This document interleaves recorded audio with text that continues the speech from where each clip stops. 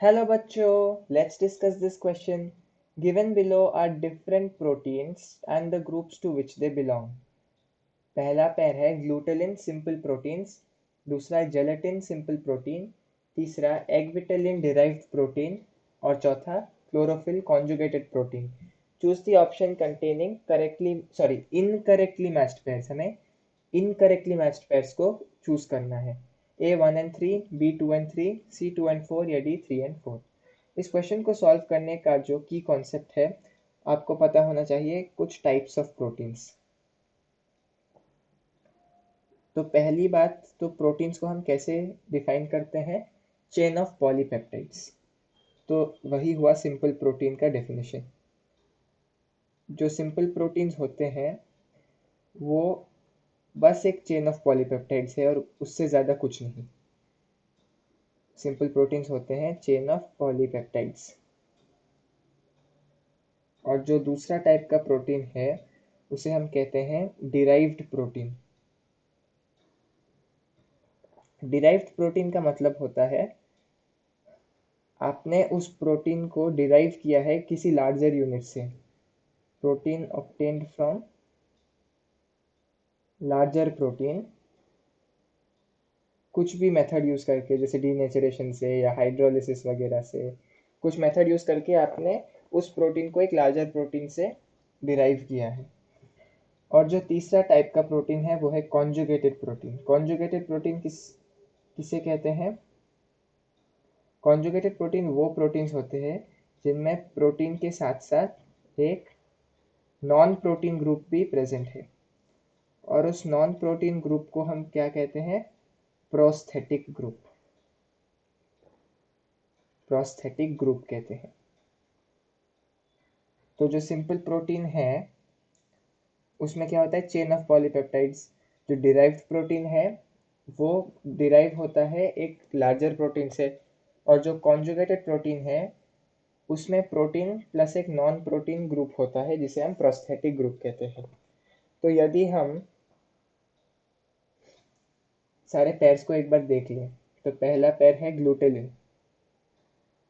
ग्लूटेलिन actually क्या होता है, ये तो पहली बात सिंपल प्रोटीन है और ये प्रेजेंट होता है एंडोस्पर्म में. Present in endosperm of grass family. Grass family के जो सीड्स है उनके एंडोस्पर्म में आपको ग्लूटेलिन नामक एक प्रोटीन दिखता है. तो पहला पैर बिल्कुल सही है कि ग्लूटेलिन सिंपल प्रोटीन्स होते हैं. दूसरा पैर है जेलेटिन. जेलेटिन एक्चुअली एक डिराइव्ड प्रोटीन है. जेलेटिन एक डिराइव्ड प्रोटीन है क्योंकि ये मिलता है आपको हाइड्रोलिसिस ऑफ कोलाजन से.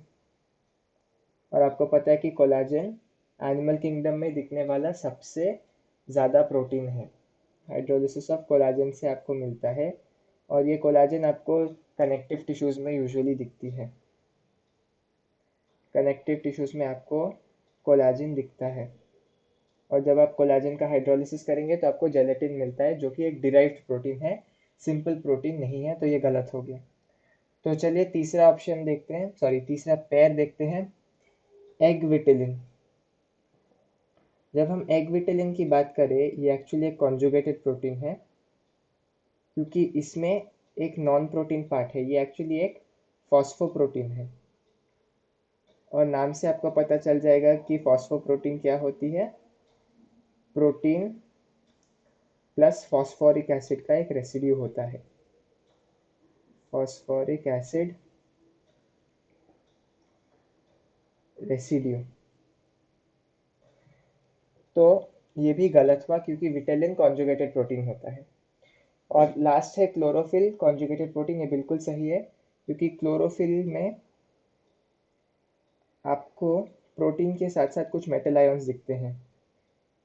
क्लोरोफिल कॉन्जुगेटेड होता है. क्लोरोफिल में प्रोटीन के साथ साथ आपको मेटल आयंस दिखते हैं जैसे कि मैग्नीशियम, नाइट्रोजन, ऐसे आपको मेटल्स दिखते हैं. तो यहाँ पर एग्जैक्टली मेटल आयंस कहना तो ठीक नहीं है, लेकिन आप ऐसा याद रख सकते हैं कि उसमें जो नॉन प्रोटीन पार्ट है वो एलिमेंटल होता है। तो यदि आप मेटल आयंस की ही बात करें तो फिर मैग्नीशियम ही कहना बेटर होता है। तो चलिए हमको इनकरेक्टली मैच्ड पेयर्स ढूंढना है। तो इनकरेक्टली मैच्ड 2 और 3 है। तो ए ऑप्शन है 1 और 3 नहीं, बी 2 और 3 बिल्कुल सही, 2 और 4 नहीं, 3 और 4 नहीं। So the correct option to this question is option B, 2 and 3. Hope you have understood it well. All the best.